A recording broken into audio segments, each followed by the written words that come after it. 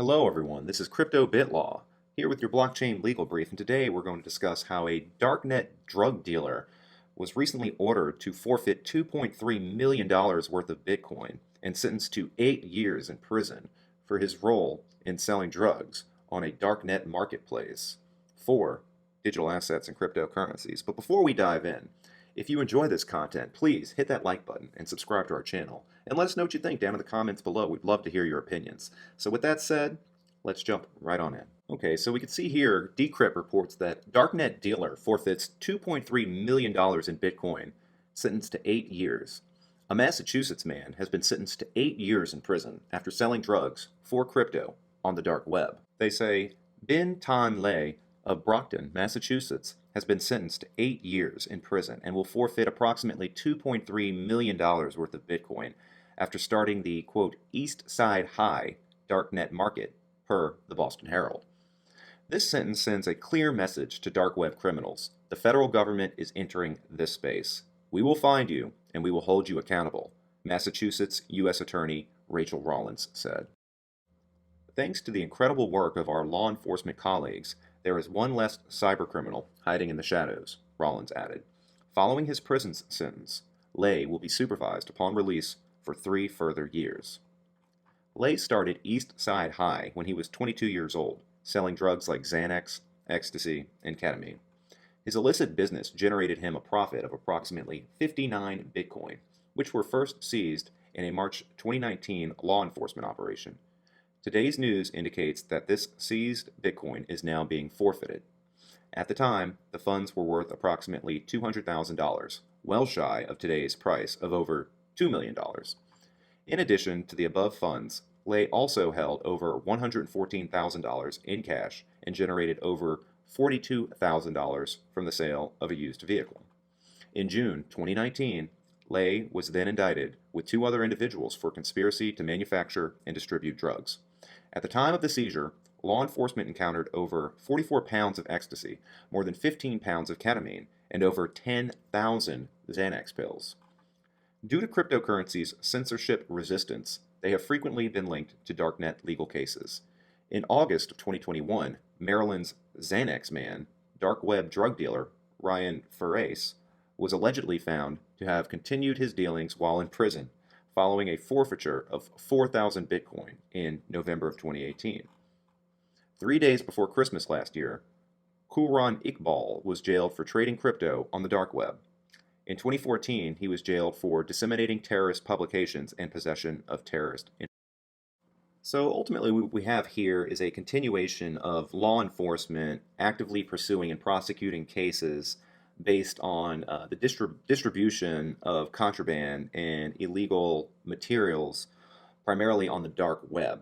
And one of the interesting points of note is how the government and the investigative agencies were able to directly seize this individual, his Bitcoin, right? And had he had, I guess, better OPSEC in a sense, and I'm assuming either not held his coins on a wallet that was linked to this exchange that was then accessible via something like a hardware laptop rather than a cold storage wallet, he would have been better able to prevent the actual seizure of those coins, right? So it brings up, kind of reminiscence of the original Silk Road with Ross Ulbricht and the fact that the government was able to shut him down and seize the website and seize all of the Bitcoin that were held by Ulbricht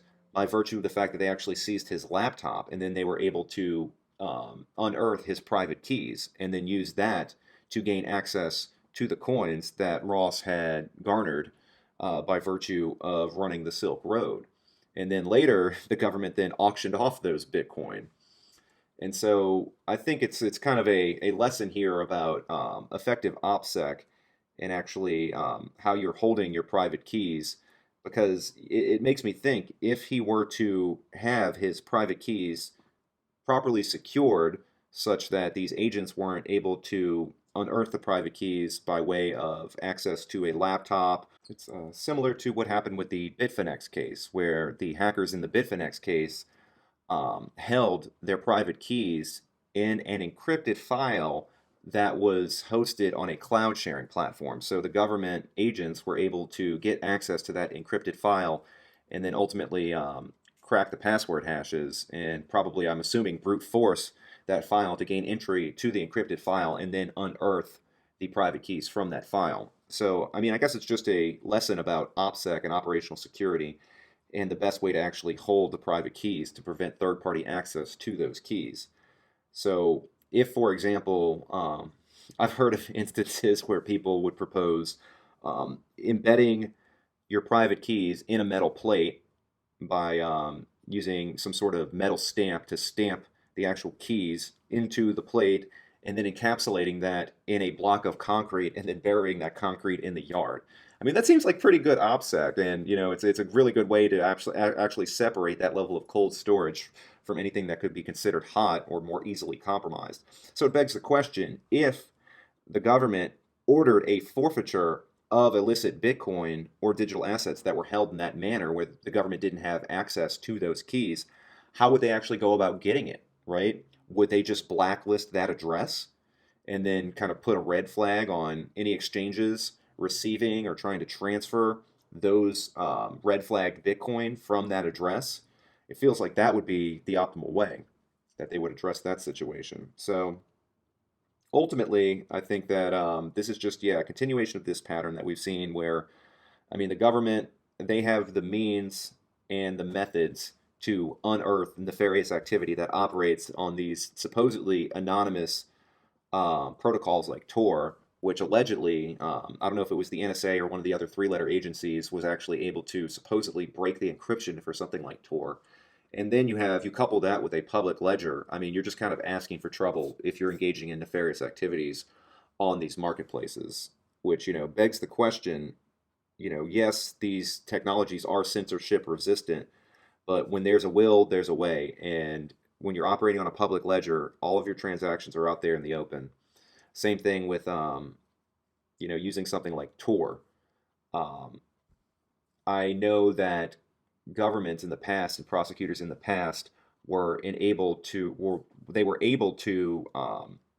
present evidence that users were using Tor because they would sit outside of their house with what's known as a stingray device that would intercept all of the radio frequency transmissions, and then based on that, they called this is called a correlation attack. The government agents would say, hey, we don't know exactly what website you were going to on Tor, but the fact that you would always access the site, you would access the Tor network based on our evidence that we have the stingray device at the exact time that these nefarious actions were taking place on these networks, that amounted to enough evidence for a court to properly convict those defendants based on the fact that they had the correlation of the individuals accessing the Tor network rather than the actual records of what websites they were using. But ultimately, the court found that that was enough evidence in order to convict those particular defendants. So just something to be aware of. I think that this was interesting and just, yeah, a continuation of this pattern that we've seen in Darknet-related nefarious crypto-fueled prosecutions. So with that said, we hope you enjoyed this content. Please let us know what you think in the comments section down below. We'd love to have your feedback. And as always, if you enjoyed this comment, please hit the like button and subscribe to our channel. We'd really appreciate that. And with that said, we'll see you all in the next video.